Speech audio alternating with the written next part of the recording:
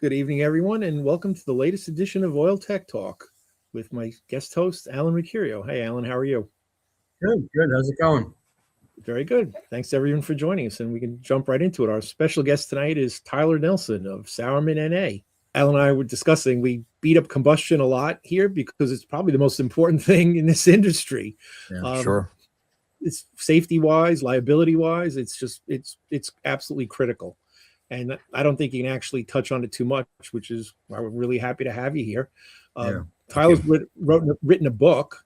I think it's just Combustion Analysis is the name. It's Combustion Analysis, The Essentials.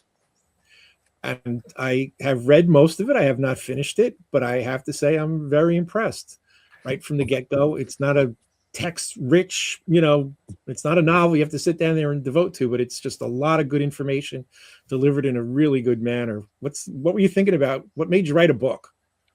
So when I've done trainings, a lot of the times you get asked, hey, can you send me your PowerPoint? Well, it's my intellectual or lack of intellectual property for a better, rationale. So I really don't traditionally send a PowerPoint out, but I was going to develop a little field guide, and then I'm like, you know what? Let me just do a full-blown book. If I'm going to give it out, I might as well do it the right way. So the book came out of necessity as far as being asked to have something that technicians can take away when we're done with a class.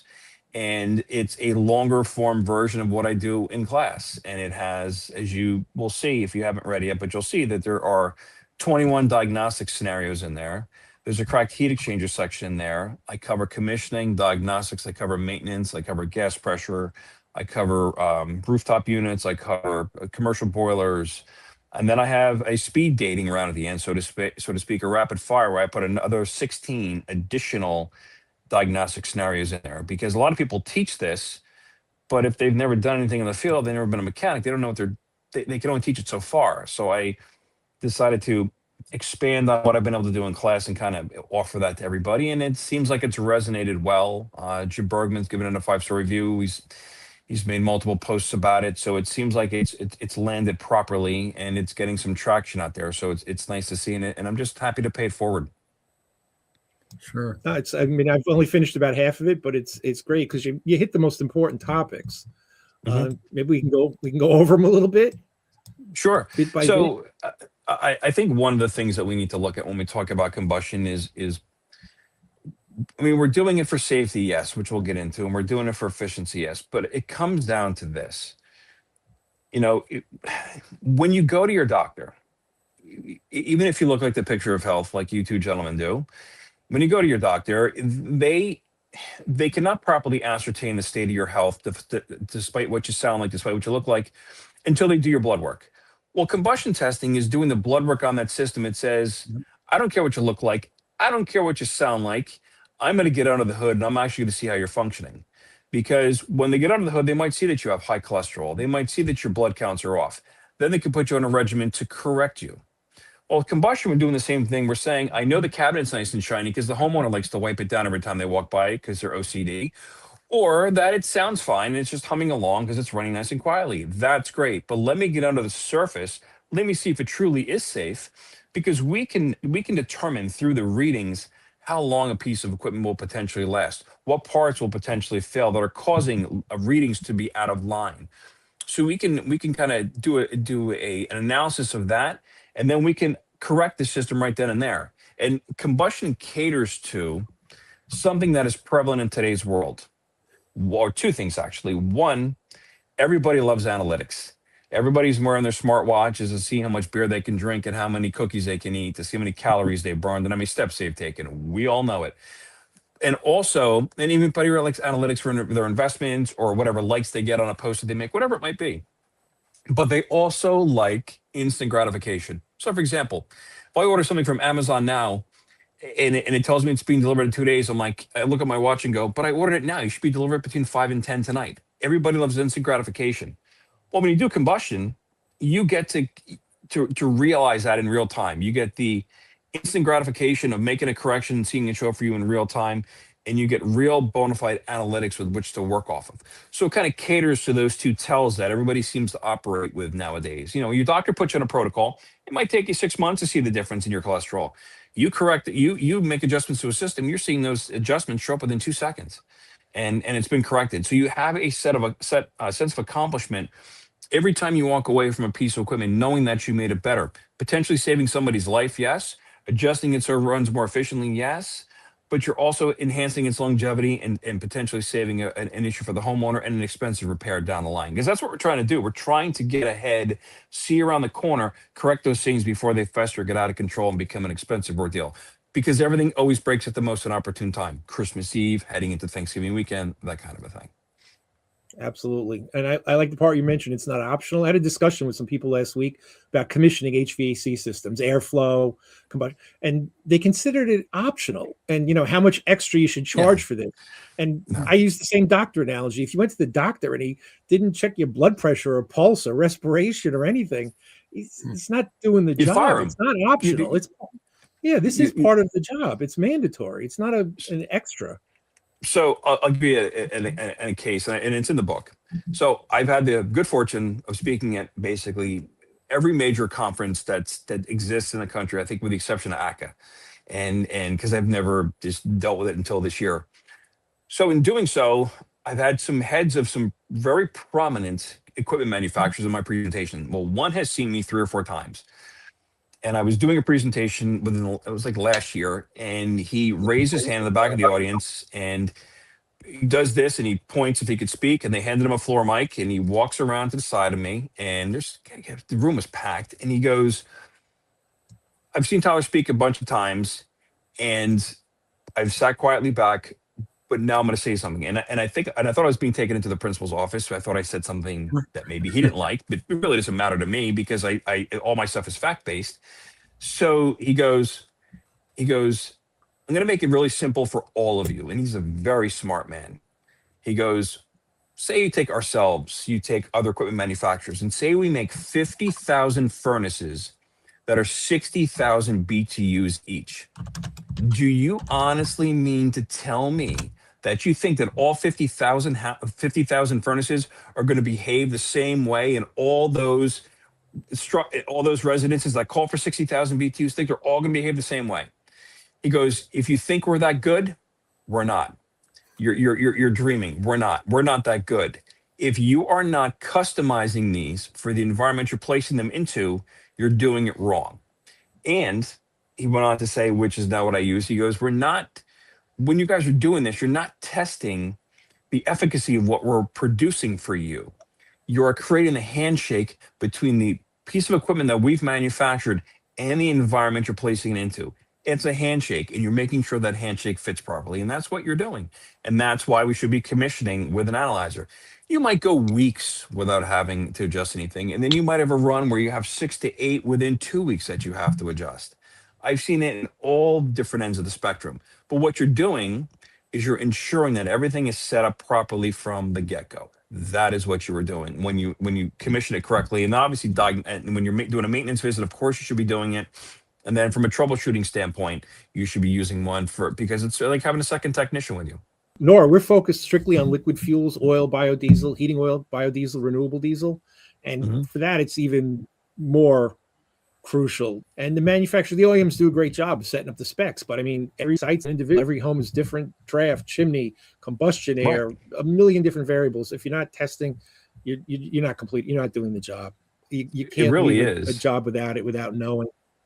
Right. There's nothing like leaving that bill of health with your customer too. What you're doing too, when you're commissioning with one, if you're smart enough, you're going to take that readout and you're going to leave it with them. But if you're really smart, you're going to go into AI or go into Google, whatever you're going to do, and you're going to give them what the industry says their equipment should be running at, and you're going to show them your commissioning report. And you're going to show them your system is running in tandem with what the industry, or it could be in the case of the equipment manufacturer, what the manufacturer says it should be running at for parameters.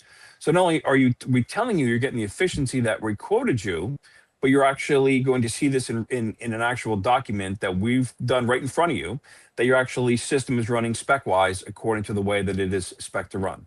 And your efficiency, because it's not going to match the AFUE, but it's going to be within 1 to 5%, because the efficiency on your analyzer is the fuel utilization. It is the efficiency, yes, but it is how the analyzer is utilizing the fuel. So when you see your window sticker on your car when you buy it, and you see it gives you the MPGs that it says on there, that is what the AFUE is. But we all know in real driving conditions that we're getting different miles per gallon than what it says on the window sticker. Same thing when a furnace or boiler runs.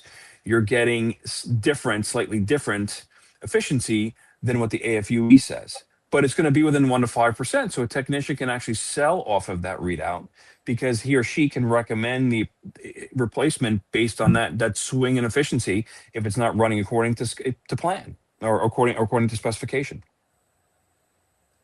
The efficiency is probably the least important number of all of them. Right. A lot of guys get wrapped up into that, into that number. In the oil world, historically, we used wet kits, the old back rack, which they have discontinued now. But so everybody came from that world where it was really just you're looking for that efficiency number, and the other number, well, you didn't have any other numbers besides stack temp and CO2. You didn't have any, and you didn't look at the entire picture. You're looking at a snapshot of a tiny part of the elephant. You had no idea what the rest of it looked like, and that's the advantage of the analyzer. Now you get a real-time look at the entire picture. Not only that, if you really want to take it a step forward, which is what I've been speaking at quite a bit about lately, and I just spoke at the educators conference for HVAC excellence on this topic. It's integrating AI in with what your readings are. So if you're smart and you're going to marry that with the technology that is at hand today, you're going to take said readings and you're going to import them into AI. And if you want to get diagnostic guidance, you can get it. If you need to get a second opinion in there, you can get it. If you want to get a way to script a repair recommendation to a customer because maybe you're not good with the spoken word, you can get it. So if your customer is an engineer, you could say, listen, we both know engineers are going to keep me for an hour and a half trying to explain something. I need a concise explanation for this repair based on these readings. This is my recommendation. I need a concise script that I can go into this engineer so I can be in and out of there in 10 minutes and get confirmation that they want to do the repair or replacement. You could do a whole host of things having technology at hand now that we didn't have years ago. And you can get away from the crowdsourcing nature of AI by giving it the proper prompts where you tell it that you're not going to tolerate it being hallucinogenic. You're my AI engine. You shouldn't act like this is the 1980s and you're on Quaaludes. I don't want that from you. I don't need you to act like you're doing ecstasy. I need you to act like you're the proper intelligent engine that you are. So don't give me hallucinogenic answers. Don't crowdsource my information. I want it coming from bulletins and such a thing. So there's a lot of different things now at hand that we didn't have before that can make us more effective as technicians. And you're going to see that becoming more and more prevalent as the industry progresses forward. And it's something that I've been speaking a lot about lately. And it's something that is, let's put it this way. When I speak and do a combustion presentation, people take videos, I'm all over YouTube, people take a lot of pictures. When I just spoke at the educators conference recently, I have never, ever seen so many people taking pictures and notes.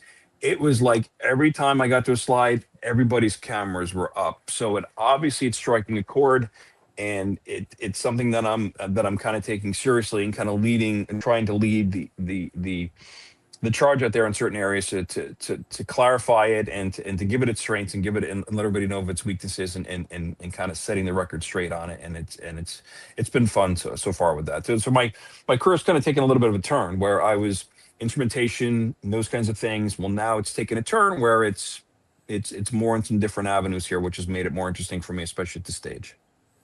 Great. What's the most common problem you hear from techs? The misunderstandings of using a combustion analyzer, the thing that they would struggle with? The thing that they struggle with or implementing? They don't think, they use it in extreme cases where they think that somebody has a CO issue. So they don't know or they don't understand its relevancy in the commissioning, diagnostic, and maintenance aspects of things. They don't understand from a maintenance perspective that things can change from visit to visit. People will do things in their home. They will change the envelope of their home. They will put on a pool heater, which will cause a load in fuel flow rates or alter fuel flow rates. They'll put on so many piggyback things. It could change the electrical current going to certain things. They will do things in a structure unbeknownst to you without your permission. So things will change from visit to visit. Or even venting. Birds might make a nest in a flue. One of the things a combustion analyzer can do, you can take your draft. If you're not drafting correctly, you're going to kill people, or they're going to kill themselves. So it can check for draft. So you might have a clog in there that you're not even aware of, or it's not drafting correctly because things are starting to fail.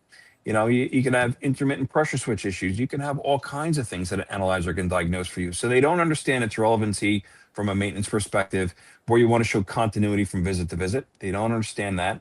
They don't understand its relevancy in diagnosing a cracked heat exchanger on a forced air system. They don't know that it's not just for putting the probe in the stack and having it light off and having the fan come on. They don't understand that it goes beyond that. They don't know that they should be checking the trunk line. They don't know that they should be going to the supply registers and return grills and checking for CO. They don't know that they can create pressurization conditions to drive air into a hole in a heat exchanger if it's not being driven down there naturally by increasing the static pressure in a system. They don't know those things. And that's where these conversations and these dialogues and these trainings come into play. It's not just me doing this. There's other very good trainers out there, that are doing combustion trainings. There's NCI, the best trainers on the planet. They're doing trainings. There's other equipment manufacturers that are doing tremendous trainings out there. You and I both know who those people are, and they're great. They are, and we're trying to educate people. And I think it's been a lift, and I'm definitely not the first person to do it. There's many people that have done it before me and have done it quite effectively, but it's a lift, and we're trying to educate people on those topics. And then again, going back to the commissioning, where they think it's new and they think it's plug and play. It is anything but plug and play. It doesn't work that way. It's not pick things up and put things down anymore. There's a finesse to this.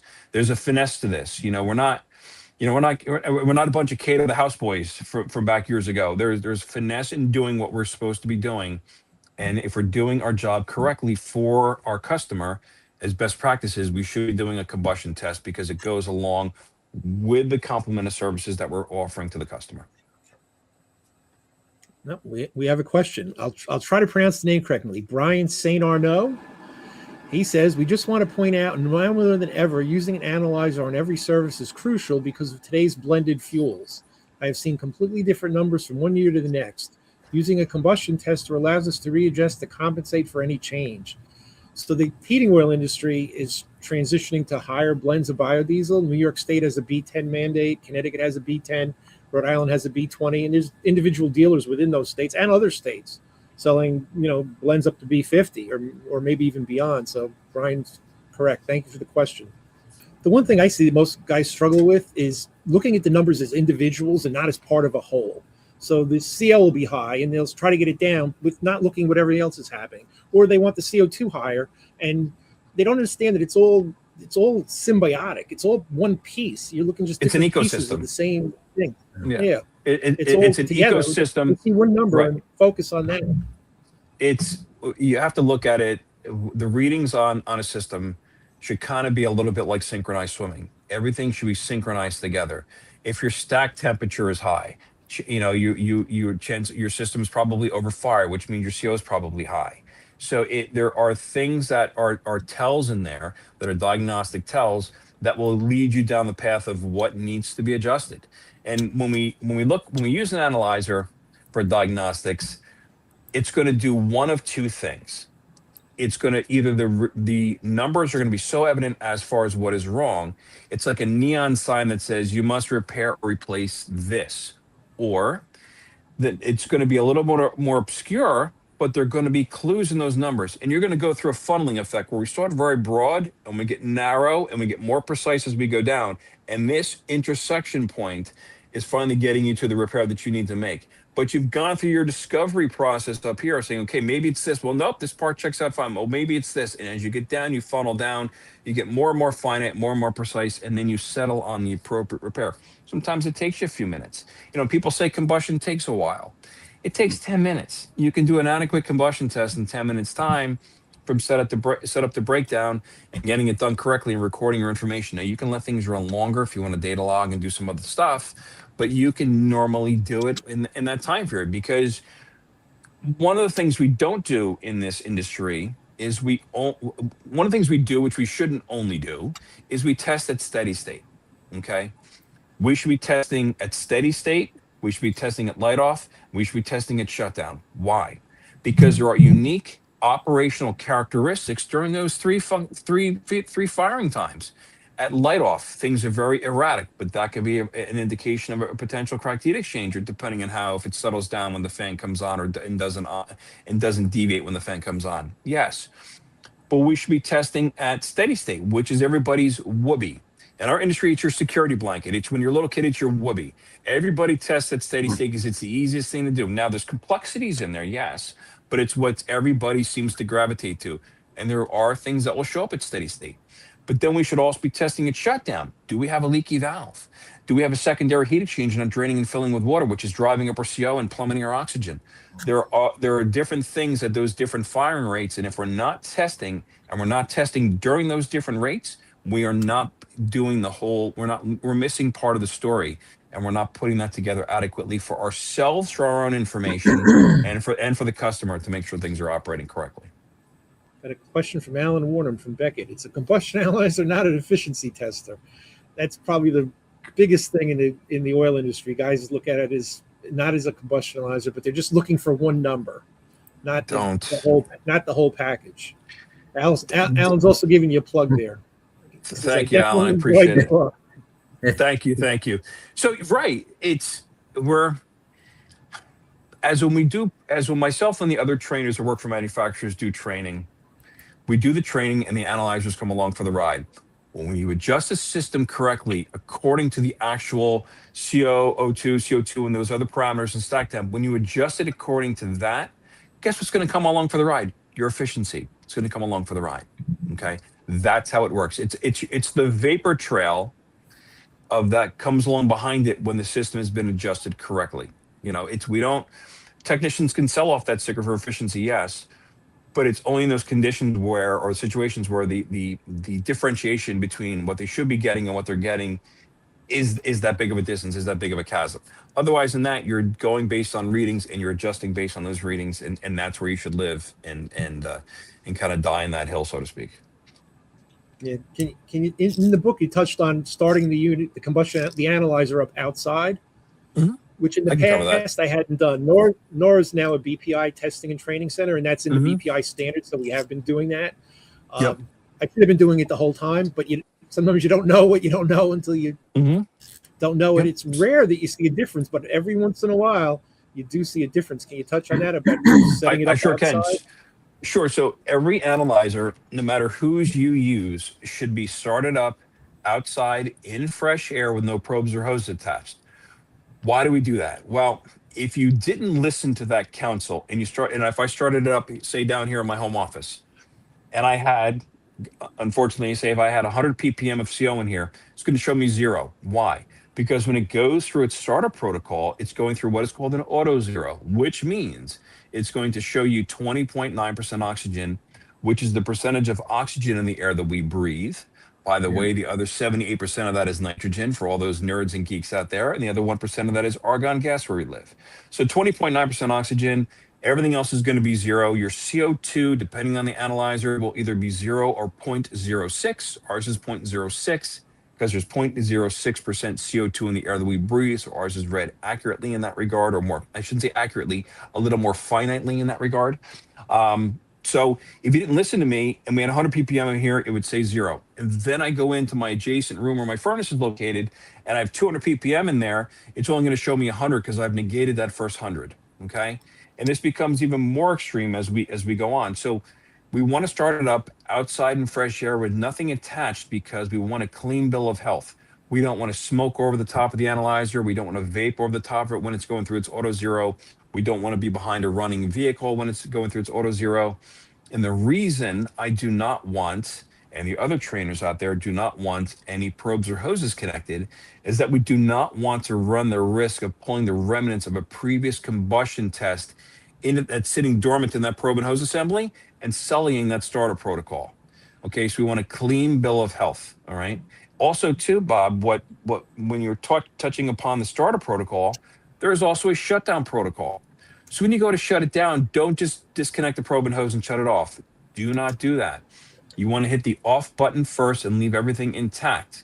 But before you do so, You want to make sure you see 0 CO on your screen before you do that. Why is that? Say you had 18 ppm of CO on your screen and you hit the off button. There's no analyzer that's going to be able to expel and discharge and clear out 18 ppm of CO in about a 30-second to a minute purge time when the analyzer goes to shut off, which means you're now going to have CO sitting dormant in there in that probe and hose assembly, and that could cause detrimental effects to with your next test, or not detrimental, but it could cause a misreading in your next test. So we want to make sure there's 0 CO before we hit the off button. If there is, hit the off button.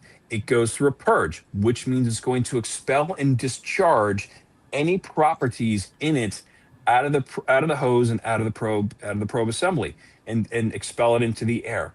Once it's done going through that purge, it's going to shut itself off.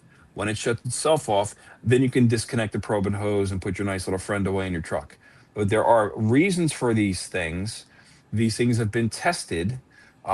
There's protocols put into place to make sure our jobs are done correctly. If not, then we're not setting ourselves up for continued success, and we're going to have some issues. I didn't believe the probe thing myself. 6-8 weeks ago, doing some field testing in the Philadelphia area, finished up one afternoon later in the day. I guess it wasn't purged out enough. There was stuff in the hose. Started up outside the next morning, hooked up the probe. There was CO and CO2 in that probe from 14 hours before, which I didn't see it. I wouldn't have believed it. So the next night, did the same thing on purpose now. And the following day was the same exact thing. And it 12, 14 hours. I wouldn't have believed it if I didn't see it myself. I think we can all agree at this stage in life, we know that things run very well with structure. And the structure in what we do is put in there for a reason. Well, if we can get technicians or mechanics to follow the structure, they're going to be much better off, because it's going to provide for more accurate testing, but it's also going to provide for more safer safer testing conditions as well, because we know that the readings coming off the analyzer are correct, even from an ambient CO sweeping perspective. You know, if you started up wrong and you start to do an ambient CO sweep in somebody's house, there could be a section of the house that's reading higher. It's not going to read that high for you because you're already behind the 8 ball. You already solved the protocol. You're solely the process of it, because you didn't start it up correctly outside in fresh air with nothing attached and let it auto zero correctly.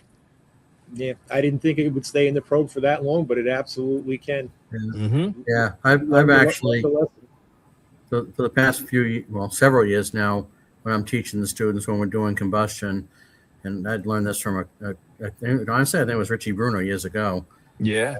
And what I tell the students is, when you remove the probe, put it aside, don't turn it. I know it has a rinse cycle, but just go ahead, start cleaning things up, and just keep looking over. By the time, once you see it back at 20.9% oxygen and everything else is clear, now when you turn it off, that's even the extra that's pushing things through, and that should, if nothing else, also preserve the life of your sensor, since it's a perishable item. Agreed. And what we say with that too is, you're also, when you put that probe and hose assembly down, you're also giving it a chance to cool off. So you're letting it cool off, you're letting it take in fresh air. That's what you're doing. So you have the time to do it. So if you do your job correctly, see what's becoming interesting for us now, and I'm noticing it, and obviously the other trainers are too. And if you don't know this yet, you're going to see it. This is no longer, again, I pick things up, put them down, push, pull. This is becoming a thinking person's trade now. Yeah. We have to think better. The ones that are going to be the best in this industry now are the ones that can actually think. Mechanical savvy, yes, but the ones that can actually think situationally, and the ones that also have situational awareness. I mean, there's so many times when we go into a job site, and I'll go in with a tech, and they're just focused like tunnel vision on the task at hand. They're missing over here at the water heater venting. Looks like somebody shot it with buckshot, because it's been foiled over the years. Or they're missing the fact that the clothes dryer vent is half hanging off, even though it has nothing to do with them, and they're wondering why it smells really weird in the basement, because things are vented. They're seeing there's all these things in your periphery. Now, what you're seeing in your peripheral vision might not be part of your scope of work. You might not touch water heaters. I don't care. You, from a liability perspective, you need to document it, call your office and say, listen, here's some images, sending you some screenshots. What do you want me to do with this? How do you want this phrase for the customer to sign off on? Because we don't want to get jammed up for it. We didn't create it, but we don't want to get jammed up for it. So one of the things, when we go back to the training side of things, I teach technicians to look at the task at hand and look left and look right and do full situational awareness of the situation and make sure that we are encompassing everything that is there from a mechanical standpoint to make sure the conditions we're about to work in are safe, providing we did an ambient sweep, but the conditions are safe, and that we're also not leaving any opportunities behind for revenue nor liability. So that's an important piece of what we do too. And it's again, it's doing your job better. Do better. That's really what it comes down to. Simply do better. On the safety thing, what do you feel about personal CO monitors? I think they're one of the most important things that you could ever have on your person. I think that they are crucial. I think that everybody should have them. And I'm going to give you something else that you might not, I know you know this, all of you intellectually and inherently, but it might not be in your recall. So I'm going to phrase it this way. If you don't think you need a personal monitor or an analyzer in the summer, you are wrong. Why? You're going to work on an air conditioning system in somebody's house, right? And you're outside, and say you're like me and you're nice and bald, and you want to get your bald head tan, and you have your gauges hooked up, and your phone's like going off for a second, and you're just relaxing in the sun. And you're sniffing, and you're like, wow, their food really smells good. Guess where you're going? Inside to work on the air handler. Guess where their oven or stove is? Inside. Guess where the water heater is? Inside. And they're using a fuel-fired appliance in the dead of summer because they're living their lives, but you're going inside. So you're going into confined spaces, and you need to have that protection. So if you're not using your analyzer, obviously in the summer to monitor that environment, okay, but you need to wear a personal monitor because the alarms in people's properties are designed to go off after 70 to 300 ppm after 1 to 3 hours of exposure. Yep. All you get is 9 over 24 hours and 35 ppm over 8 hours for exposure, for limits for OSHA regulations. So you're already behind the 8 ball. And those alarms that these people have, they're normally the cheap thing and they bought at Home Depot or Lowe's, which is what most everybody gets. Yeah. And the reason they're buying cheap is that they don't get any social mileage out of it. It's not a nice car, it's not a nice lawn, it's not a nice watch, so nobody cares. So they spend the least amount of money on it just to get by. But it's one of the most important things in a home. So for a technician, that wearable monitor is a very important piece of kit that they should be having to keep themselves safe because I've had family member pass from glioblastoma, which is brain cancer, which they think one of the probable causes of it from analysis was carbon monoxide that he was exposed to during his career when he was in the Navy and then working for a power company here in New Jersey. And he came down with it 14 years after he left the field because it can hit you 1, 5, 10, 15, 20 years down the line after you left. But it was his constant exposure in those environments that made an inroad into his neuroplasticity and manifested itself in glioblastoma, again, which is brain cancer. And he was diagnosed in January of 2003 and died July 21st, 2003 of it. And it was once you see stuff like that, you guys have we've all knelt at different graves. We've all dealt with people that have been ill. Once you see that kind of stuff, you can't unsee it. You can't unsee it. Yeah. And it changes your life. So it changes the paradigm in which I see all of this. Bob, you'd asked me in the beginning, why'd you write the book? Some of that stuff goes into it. I talk about CO safety in there. Some of that stuff goes into it. There's all this stuff all these things where you want to keep everybody safe and you want to kind of set up a level playing field for people to understand this topic. That's why it was done. I could have written it in significantly more complexity, but I would lose half of everybody because I would tune them out. It doesn't have to be complex to resonate. The book should be able to cater to the needs of the most articulate and the most basic in our field. There should be something in there for everybody if I've done my job correctly. And based on the way that I did it with the different learning styles that we talked about before going live, based on how I did that, it seems to have landed. It's nice to get emails and texts and phone calls from people and feedback from people that have learning disabilities and telling me that they've never been able to learn this topic before, even though their service managers hammered them and their bosses hammered them and other techs have hammered them.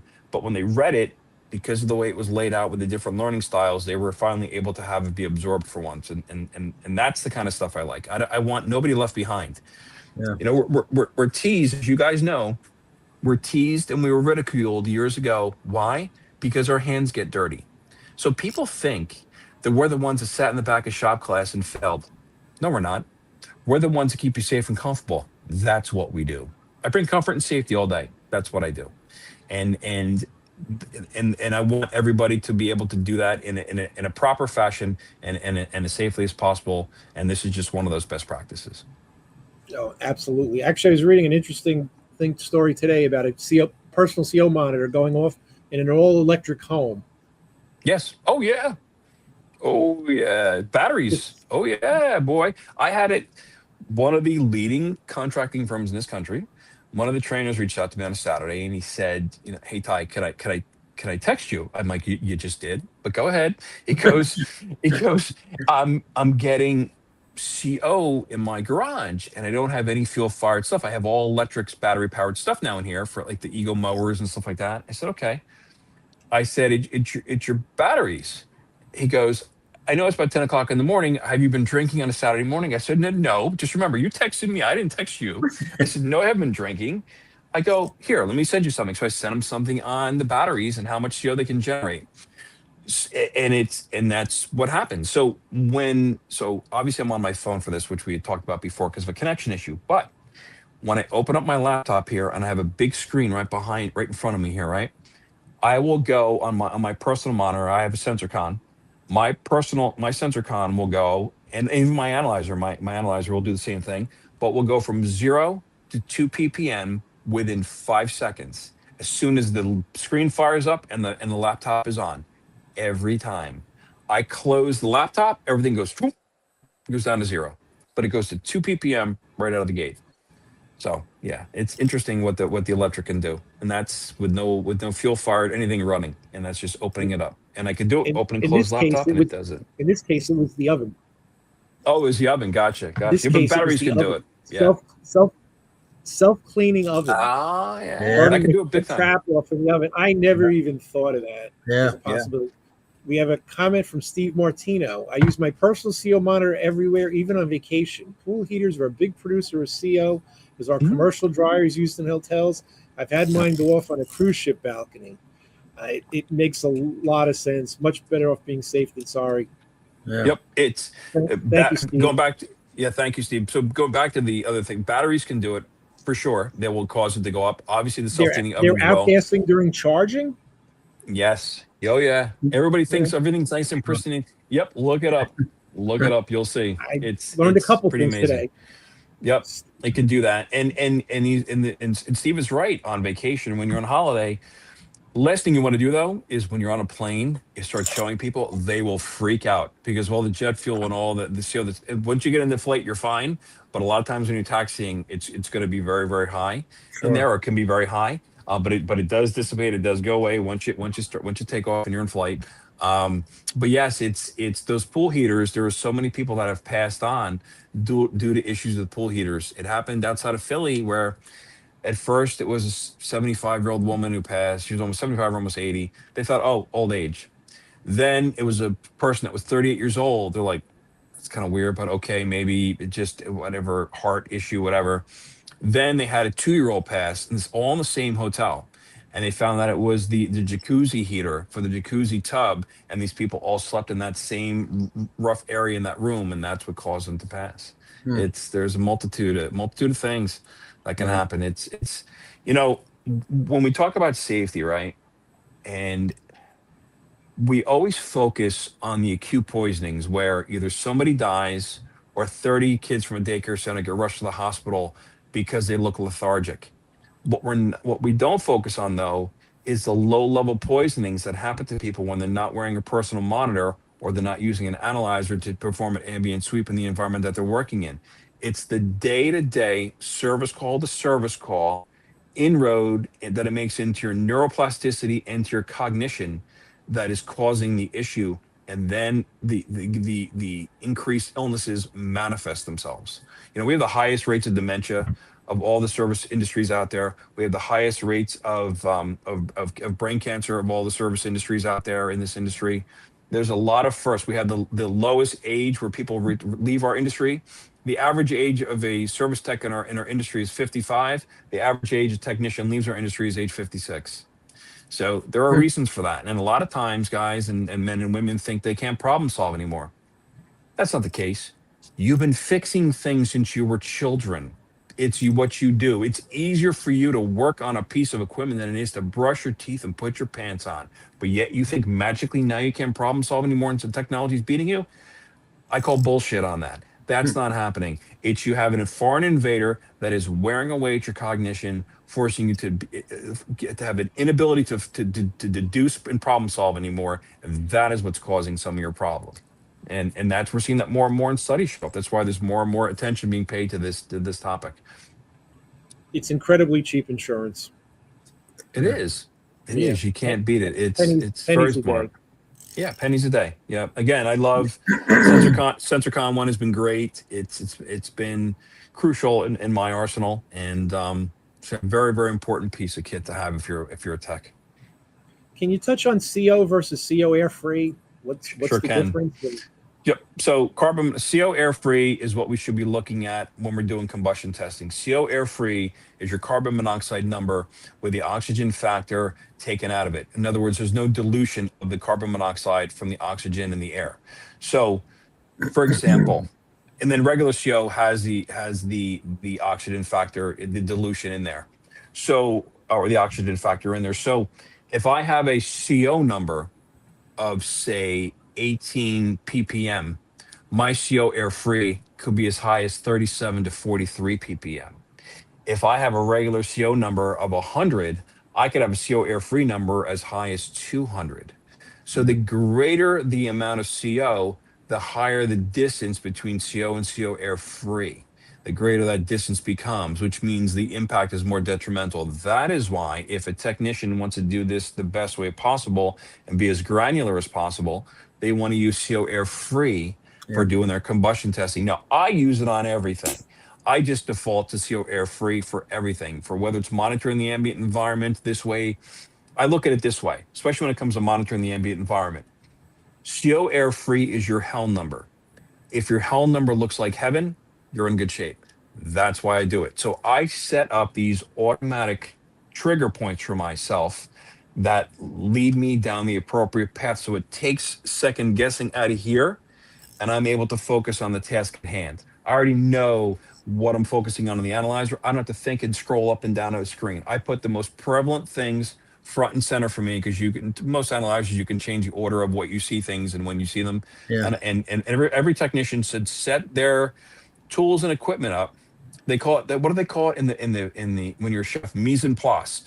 I think, if I'm pronouncing it correctly. I know it's French probably. It means everything in its place. So everything you're going to need to make a dish, all the little ingredients should be chopped up, all the spices should be measured in their little bowls, whatever.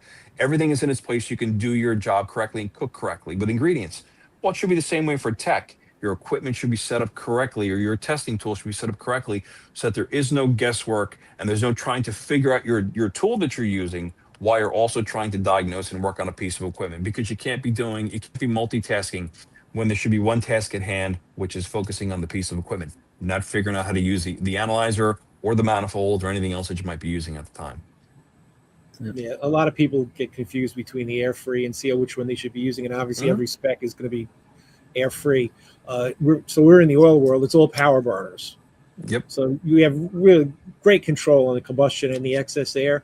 And when you see that CO air free number different than the CO as red number, you know you have way too much excess air. Right. Exactly. You're diluting the sample too much. It's too diluted. Again, there are tells. You're dealing with those characteristic tells. As you talked about before, Bob, with looking at the numbers correctly, it's a symphony that is supposed to be playing together. I don't need the drummer, if they can use God rest his soul, John Bonham from Zeppelin, when everybody else is supposed to be playing a nice soft concerto. I need everything to be playing in unison together. So there's a symbiotic relationship between all those things together if we're adjusting a system correctly and monitoring it correctly. You mentioned before steady state. What exactly is steady state? So there's three different run cycles or periods in a system's operational time, essentially, that we encapsulate. There is light off, which is first 60 seconds of burner operation. And then there is steady state, which is 5 minutes or greater of system runtime, or which some refer to as the run cycle. I refer to it as steady state, which most other trainers do as well. Some call it run cycle, but most of us refer to it as steady state. That is when you're taking your draft. That is when your draft hits that sweet spot time where you should be taking your draft. Everything is warmed up, flue gases are warmed up, everything is warmed up, flue is warmed up, all that. So that is 5 minutes or greater of system runtime. And then shutdown is 60 seconds after the burner shuts down. And again, going back to that, there are unique behavioral characteristics that will display themselves at each one of those different operational periods.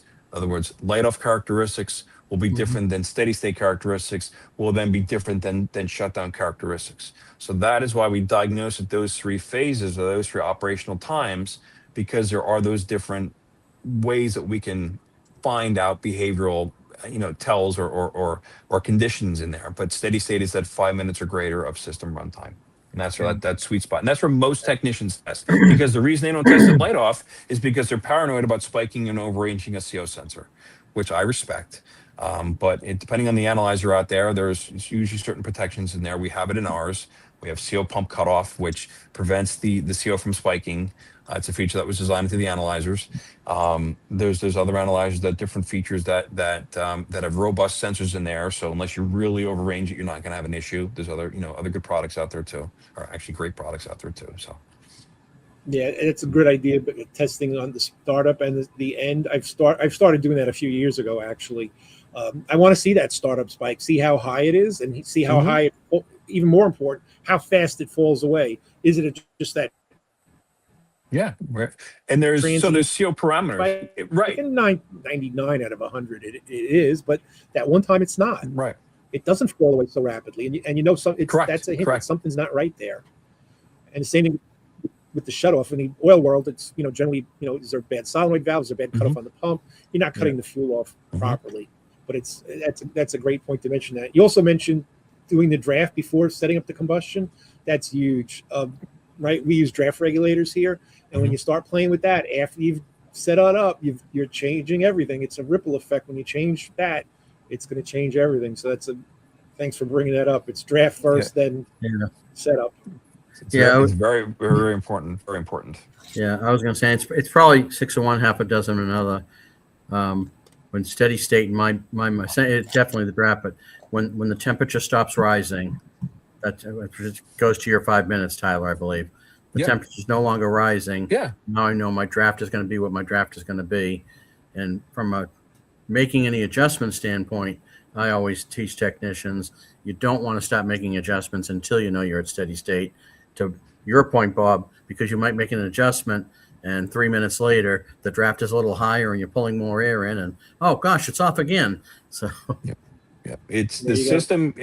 The system has greased its groove at roughly around that 5 minute mark. Yeah. And most systems operate that way. Some are a little bit different, but once you hit that 5 minute mark, it's a comfortable way for us to instruct people that it's greased its groove, it's hit its sweet spot, start taking your draft and see what needs to be adjusted at that point in time. If you have to shut it off during light off, it's because the CO is just excessive. It's over 1,000 ppm for a condensing system and over 400 for an atmospheric or a natural draft system. Yeah. Now, Tyler, what would your thought? Because I get asked this question, I feel it's somewhat negligible, but since we have you here, we'll take this opportunity with regard to the whole steady state thing.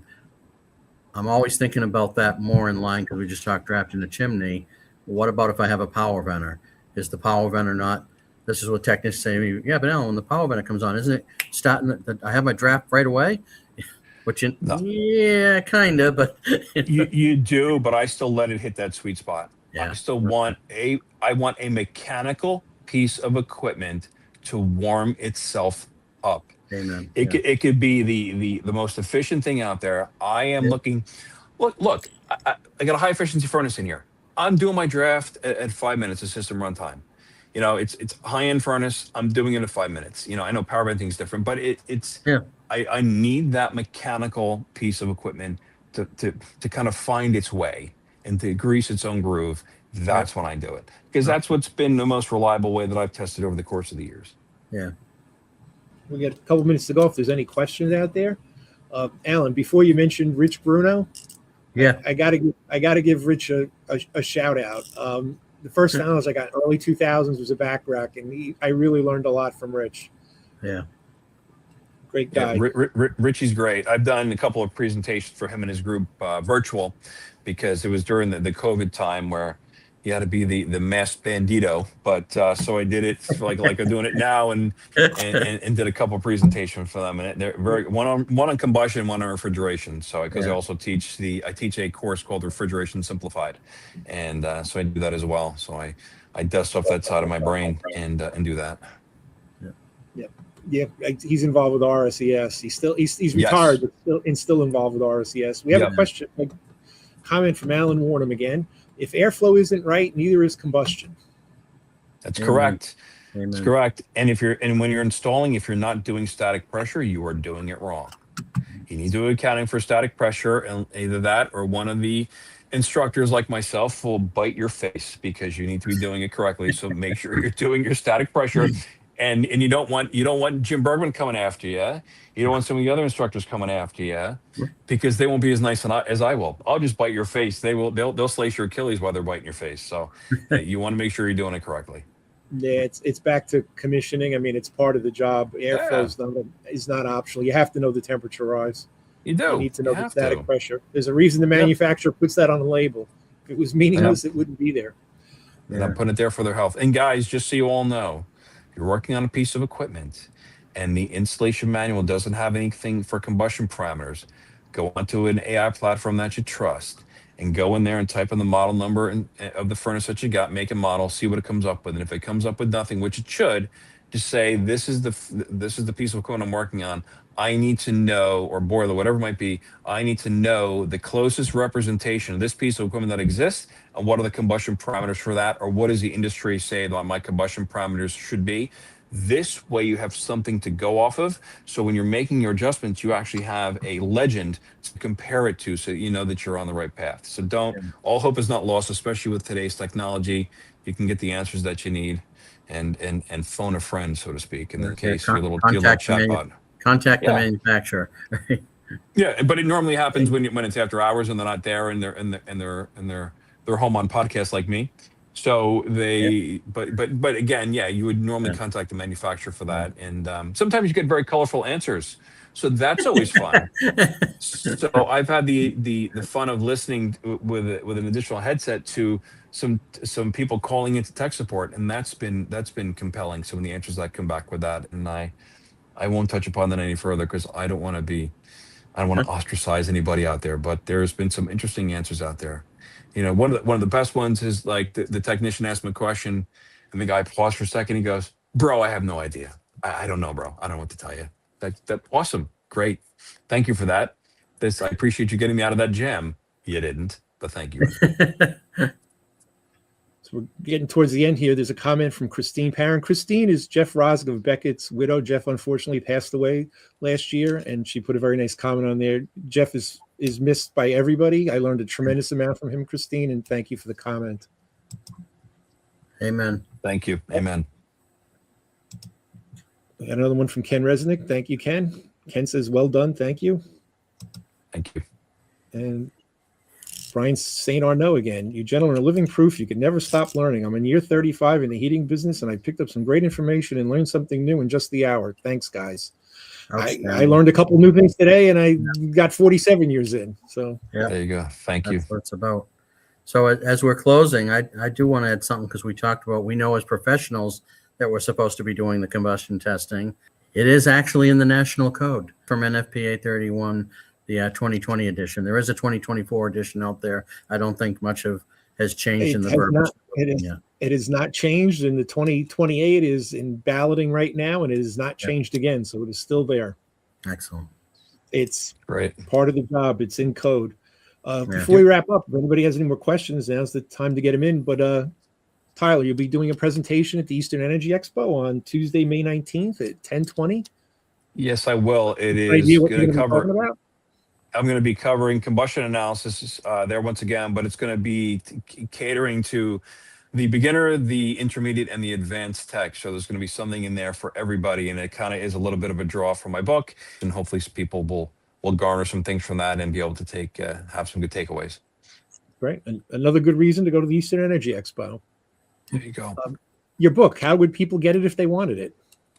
If you have my contact information, and I can actually send them the link to purchase the book if they want to, it's $39.95, and it's a quick read. And so what happens is people normally read it from cover to cover, and then they go back to it and use it as a reference manual, or at least I think it should be used that way. And thankfully, it has, and that's how people have been using it. So that's been refreshing to hear. Nice. Thank you. A quick comment from Eric Johnson. He says, thanks, great information. Thank you, Eric. Thanks for stopping by. And if there's no more questions, I think we're done. Awesome. Thank you, gentlemen. Right. I appreciate you having me on and giving me a few Tyler, minutes. thank you so much. Yep. Thank you.